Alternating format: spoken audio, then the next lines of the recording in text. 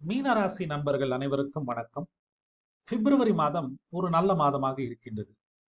பிப்ரவரி 3 தேதியிலிருந்து ராசிநாதன் குரு நேர்வலு அடைய போகின்றார். கடந்த 3.5-4 மாதங்களாக அவர் வக்கரகதியில், அதாவது பின்னோக்கி செல்வது போல் இருக்கக்கூடிய ஒரு நிலையில் இருந்தார். ராசிநாதன் நேர்வலுவில் இருப்பது எப்பொழுதுமே ஒரு நல்ல நிலைதான். அவர் 3ஆம் வீட்டில் இருப்பதினால் உங்களுடைய முயற்சி எடுக்கும் திறன் மற்றும் நேர்மறை எண்ணங்கள் அதிகரிக்கும், ஆத்ம பலமும் அதிகமாக இருக்கும். நம்மளால ஒரு விஷயத்த செய்ய முடியும் அப்படின்ற ஒரு கான்பிடன்ஸ் கிடைக்கும். அதைத்தான் நீங்கள் அதிகமாக வரும் காலங்களில் உணர்வீர்கள். ஓகே. அதே நேரம் சுக்கிரன் உங்களுடைய ராசியில் உச்சமாக இருக்கின்றார். ஏற்கனவே ஒரு உச்சம் என்னும் நிலையை அடைந்து விட்டார். ஓகே. இன்னும் ஒரு 4 மாதங்கள், அதாவது மே வரைக்குமே சுக்கிரனுக்கும் குருவுக்கும், அதாவது 1ஆம் வீட்டிற்கும் 3ஆம் வீட்டிற்கும் மியூச்சுவல் எக்ஸ்சேஞ்ச் என்று சொல்லக்கூடிய கிரக பரிவர்த்தனை நடக்கின்றது. அதாவது சுக்கிரனின் வீட்டில் குருவும், குருவின் வீட்டில் சுக்கிரன் இருப்பதும் நம்ம மியூச்சுவல் எக்ஸ்சேஞ்ச், கிரக பரிவர்த்தனை அப்படின்னு நம்ம சொல்லுவோம். இந்த கிரக பரிவர்த்தனை மே மாதம் வரை இருக்க போகின்றது. இது மீனராசினருக்கு ஒரு நல்ல விஷயம் அப்படின்னு நான் சொல்லுவேன். ஏதோ ஒரு விதத்தில் ராசிநாதன் 50% ஆட்சி பலன் என்ற ஒரு வலுவை இந்த மியூச்சுவல் எக்ஸ்சேஞ்சினால, கிரக பரிவர்த்தனையால் அடைய போகின்றார். முழு பலன், முழு ஸ்ட்ரென்த் இல்லைன்னாலும் பாதி ஸ்ட்ரென்த்தாவது ராசிநாதனுக்கு கிடைக்குது. அதுவும் ஒரு நல்ல விஷயம்தான், ரைட்?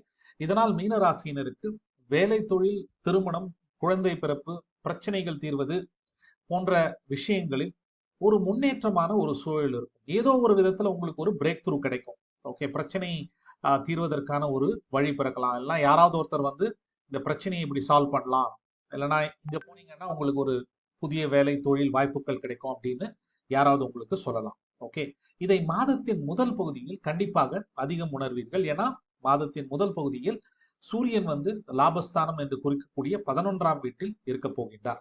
ஓகே, இந்த மியூச்சுவல் எக்ஸ்சேஞ்சினால, குரு சுக்கிரன் கிரக பரிவர்த்தனையால் இதுவரை இருந்து வந்த பிரச்சனைகள் கண்டிப்பா குறையும். ஓகே, அதில் எந்த விதமான மாற்று கருத்தும் இல்லை. என்ன ஒரே பிரச்சனை, ராகு ராசியில இருக்கார்.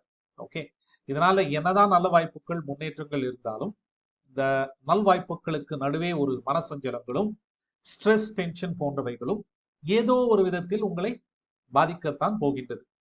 ராகு ராசியில் இருக்கிறதுனால நல்ல விஷயங்கள், முன்னேற்றங்கள் இந்த மாதம் இருந்தாலும் உங்களுக்கே ஒரு டவுட் இருக்கும், இந்த நல்ல விஷயங்கள் நிலைத்திருக்குமா, இதை நம்பலாமா அப்படின்ற ஒரு சந்தேகம் கூட உங்களுக்கு எழுவதற்கு வாய்ப்பு இருக்கு.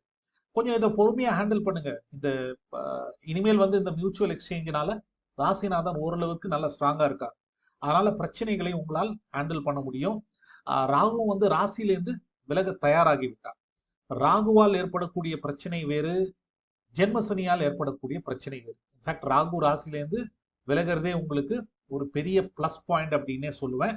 இந்த கடைசி பீரியட், மே மாதம் தானே ராகு ராசியிலேருந்து விலகிறார். அத்தகைய நிலையில் ராசிநாதன் குரு ஏதோ ஒரு விதத்தில் ஒரு வலு கிடைப்பது, வலிமை அடைவது உங்களுக்கு ஒரு பிளஸ் பாயிண்ட் அப்படின்னே நான் சொல்லுவேன். ஓகேங்களா? ஸோ எப்படி பார்த்தாலும் பிப்ரவரி மாதம் ஒரு நல்ல மாதமாக இருக்கின்றது. நல்ல வாய்ப்புகள், முன்னேற்றங்கள் கண்டிப்பாக நடக்கும். கிடைக்கும் நல்வாய்ப்பை நன்றாக பயன்படுத்திக் கொள்ளுங்கள். நன்றி, வணக்கம், வாழ்த்துக்கள்.